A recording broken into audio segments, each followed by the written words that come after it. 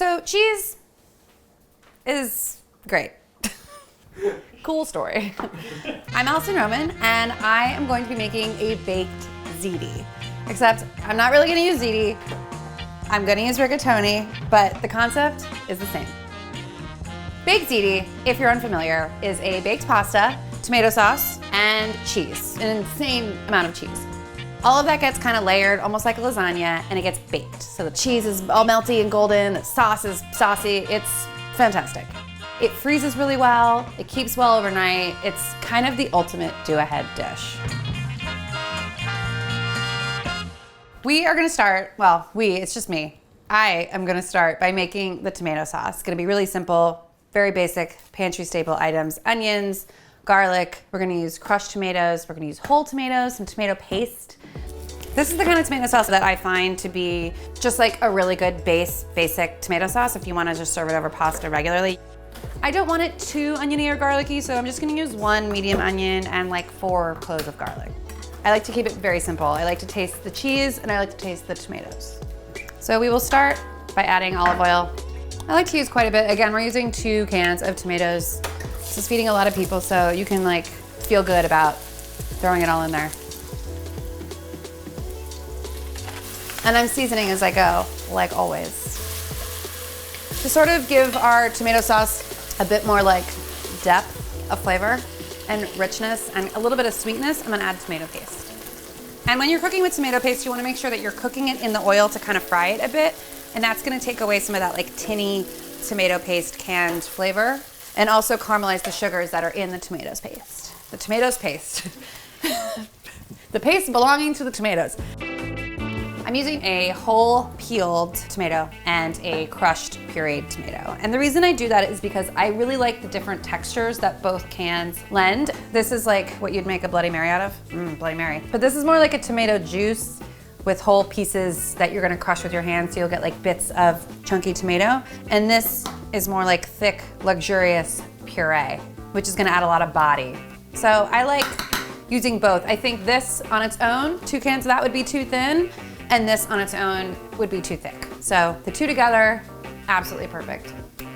Chef's kiss. This is like a stand back moment because it will splatter at you. You wanna stir it till it quiets down.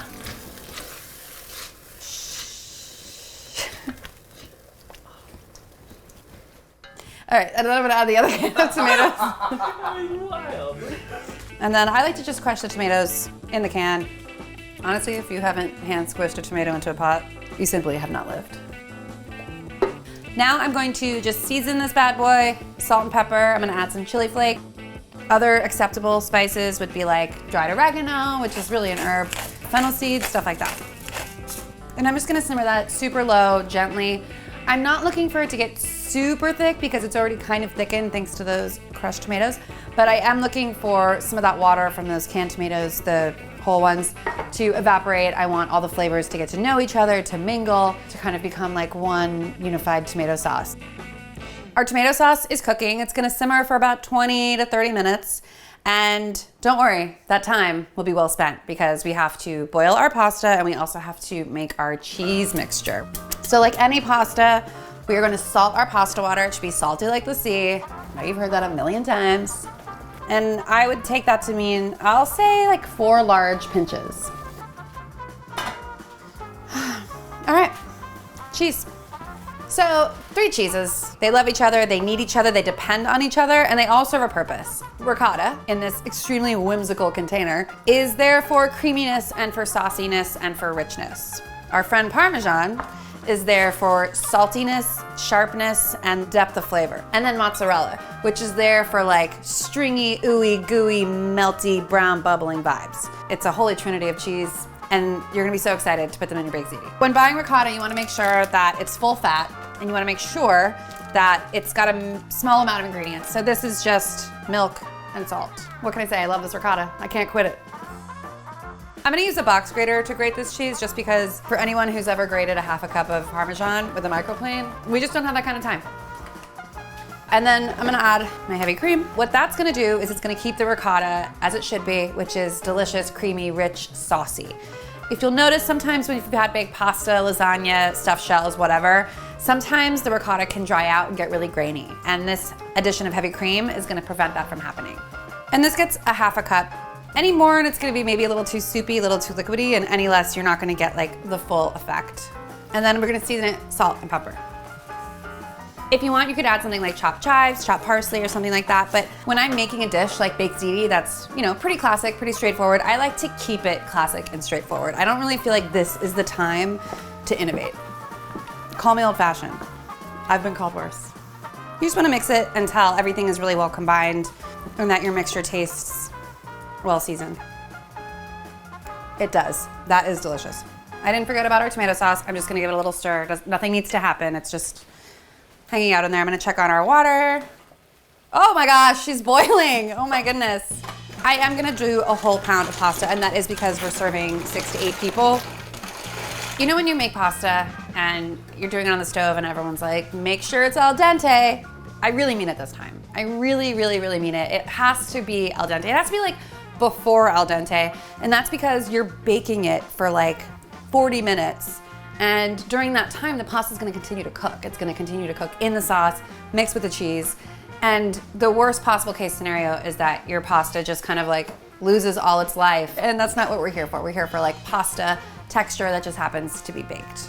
Our pasta is cooking. Our pasta sauce is going. Our ricotta mixture is done. And now all that's left to do is to cut the mozzarella. And you can grate this if you want. I like doing larger pieces for baked ziti because I like the look of that like dotted, melted, globby cheese.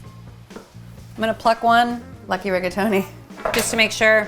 We'll test it, cutting into it. It's just cooked through. Still a little crunchy, which is exactly where we want it. Our pasta's ready, our sauce is ready, our cheese is ready, we are ready, I am ready, the ziti is definitely ready. All right, so I'm gonna drain this, saving about a cup of water. I'm just gonna take a ladle and just kind of ladle it into the sauce because as you can see, it's pretty thick. And I feel like once this takes a trip to the oven, a lot of it's gonna evaporate.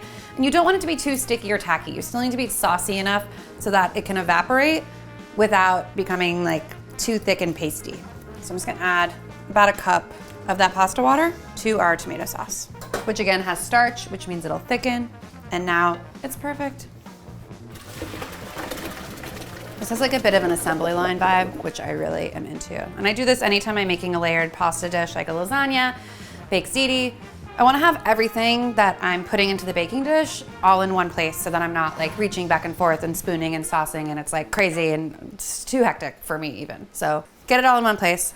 For me, what defines a baked ziti is its sauciness. It is a saucy, saucy pasta. Instead of just dumping this into our sauce here, I'm gonna put it back into the pot that we boiled it in. And then I'm gonna take about 2 cups of this saucy sauce. You don't have to measure it, but it is actually like a pretty useful tool. Just to kind of evenly coat everything.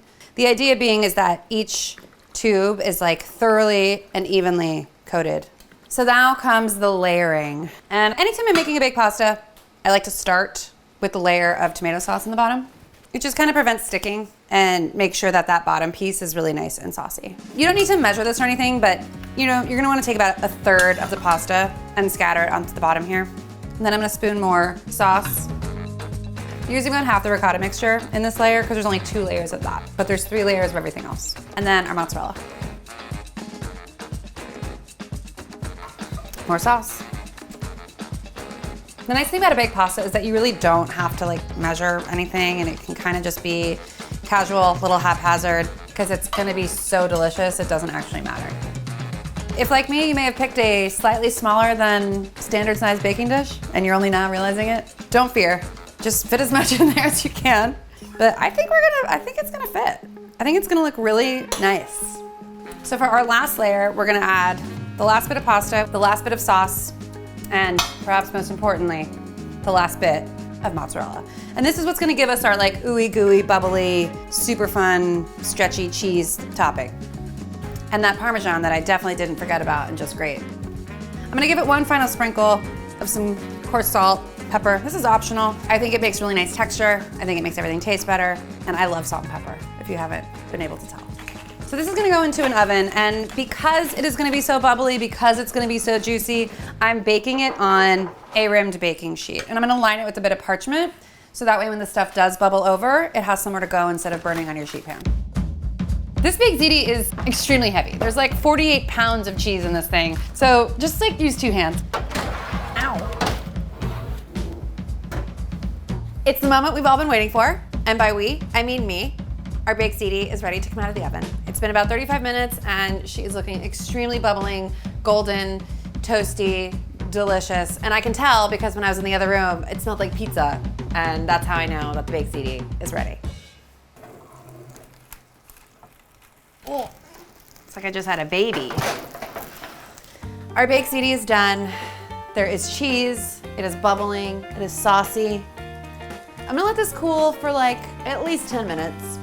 During this time, if you were serving this, I would make like a big leafy salad, maybe with some parsley and lots of lemon, olive oil, and that's kind of all you need. This is otherwise a perfect dinner.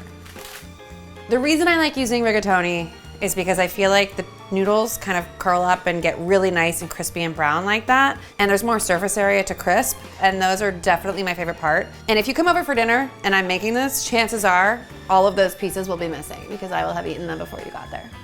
So our ricotta has stayed really nice and saucy. Our tomato sauce is perfectly thickened, and this looks good as hell. It's so good. The pasta is really, really deeply seasoned. It tastes like tomato sauce, and it's not overcooked or mushy. It's so, so good. There you have it, baked ziti, extremely classic, not as hard as it looks.